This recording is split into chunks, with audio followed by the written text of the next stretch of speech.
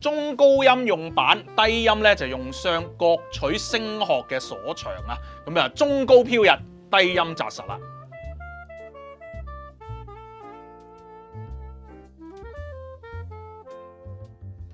大家好，我係司徒夾帶，歡迎收睇《獨海浮沉》。咁啊，2025嘅 AV show 咧已經公布咗日子啦，就係8月8號至到10號3日嘅。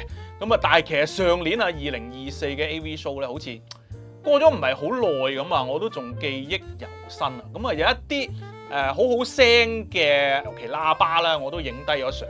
其中一對咧就係 TAD 啦，我估即係大家聽過嘅，入過去嗰間房咧都應該有印象啦嚇。喺嗰啲咁嘅爛鬼板間房，你都可以做得個聲音唔錯咧，咁即係本身個器材咧都係 OK 啊。咁所以 TAD 嗰對非常之有印象啦。跟住另外咧就係我身旁呢一對，咁佢就叫做Qualio 個牌子，好新嘅。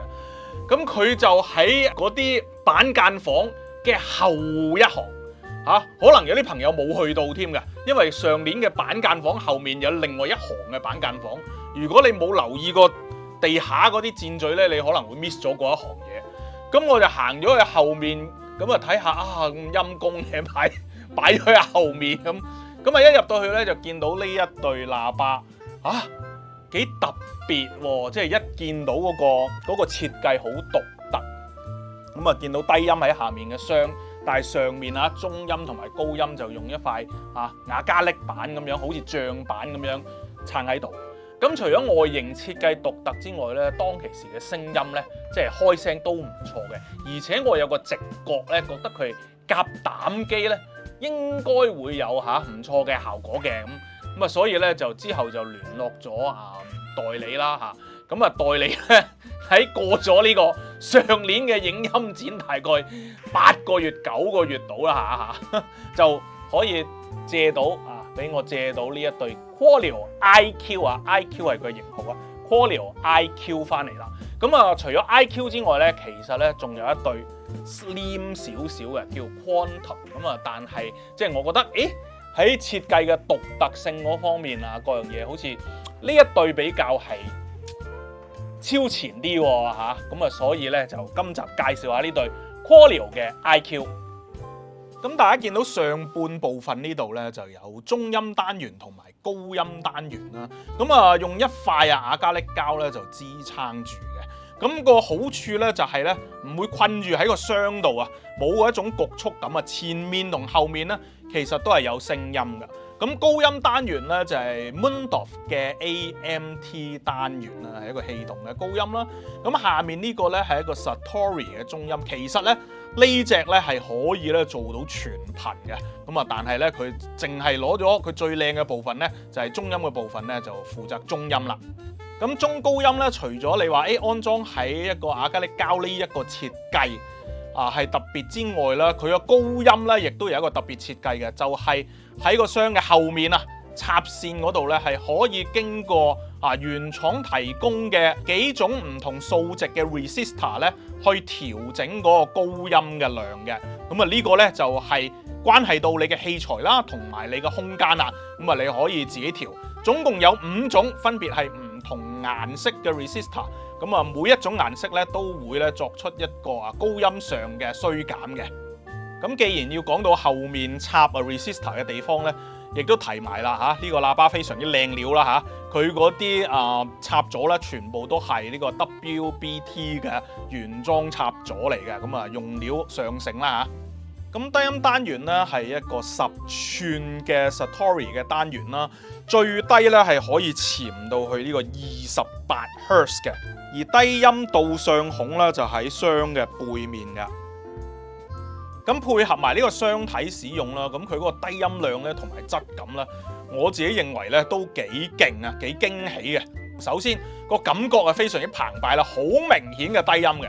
即係我播低音嘅時候咧，佢都震得好犀利嘅。第二咧，佢出到嚟嗰個低音嗰個量咧係唔會輸俾12寸甚至15寸嘅。因為我之前咧，即係如果大家有睇片咧，其實我有一對15寸低音單元嘅 JBL L300喺度。咁但係我現在用呢個10寸嘅單元拱出嚟嗰個低音咧，竟然冇輸到俾個 L300，咁啊，所以如果好中意低音嘅朋友咧，呢個咧絕對會滿足到你嘅。咁3個單元咧咁樣分開擺下，中高音就用板啦，低音咧就用雙。有幾個好處嘅，第一就係首先佢哋分開咗單元與單元之間啦，就唔會擺埋同一個箱，大家嘅震動唔會互相干擾影響啦。即係好多好高級嘅比較高級啲嘅喇叭，其實中高音會擺一個箱，跟住就要間開佢，低音啊擺下面嚇。咁而家佢哋直頭分開咗啦，咁啊更加好啦。第二咧就係咧，你中高音擺板同埋低音擺箱咧係各取所長啊。低音擺個箱咧，其實咧係成個箱係共振埋嘅，就唔止淨係嗰個低音單元出聲嘅，咁提升個低音嘅質感啦。而中高音用板咧，就係唔想佢嗰個聲音咁局促，可以比較 3D 自由啲嚇。3D 咧，其中一樣嘢就係自由啦，另外咧就真係比較 3D 嘅，比較立體啲嘅咧。如果你即係嚟到試聽嘅話，或者我當其時喺現場會展現場試聽咧，都覺得呢個中高音出到嚟咧，嗰個定位立體個感覺咧係非常之唔錯嘅。講完個外觀設計講下規格啊，咁佢咧其實咧個阻抗咧就係4鵪嘅，喂都幾易推㗎，而家比較少4鵪嘅喇叭嚇。重量咧一隻係32 kg 嘅，咁而嗰個頻率響應咧係由28 Hz 去到31 kHz 嘅。靈敏度方面咧有89 dB， 睇數字咧就唔算好高啊。咁但係咧我試過晒我試音室裏面啲膽機咧，都推得佢唔錯嘅。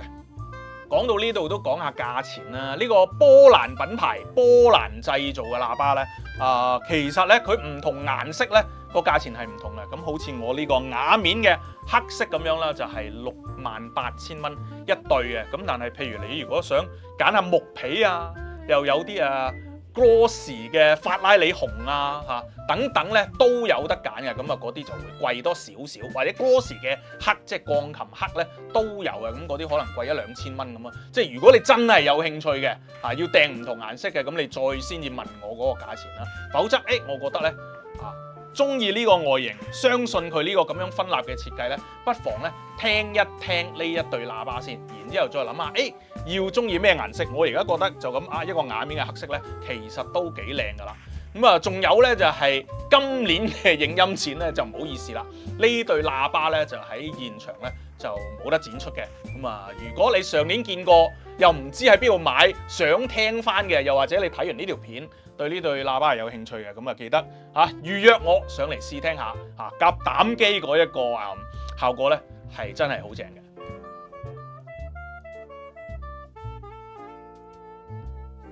其實咧，我試音室都搬咗去觀塘地鐵站隔離咧2年幾噶啦，但係仲有朋友行錯啊，咁所以今日咧我就帶大家行一次嘅。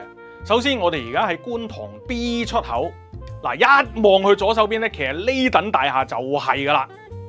入口咧就係下面呢個停車場入口，咁我哋沿住左手邊落樓梯。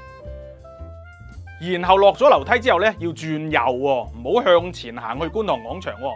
轉右咁兜翻入去呢個停車場咧，咁就入到去噶啦。停車場呢度咧係可以泊車噶。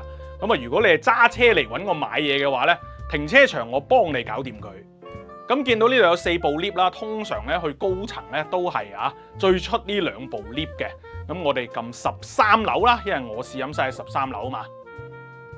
好啦，去到13樓嘅時候出 lift 轉右，跟住你就見到大個牌寫住獨海浮沉試音室。咁呢度呢，就係我嘅試音室啦。歡迎大家呢，就預約時間揾我聽下膽機試下膽咁都得嘅。仲有我哋店鋪裏面呢，最新已經申請咗呢個卡機啊。你咩信用卡呢？差唔多都收啊 ，Visa、Master、AE 銀聯嗰啲全部都收啊。所以你係需要用信用卡買嘢嘅話咧，一樣都可以上嚟揾我嘅。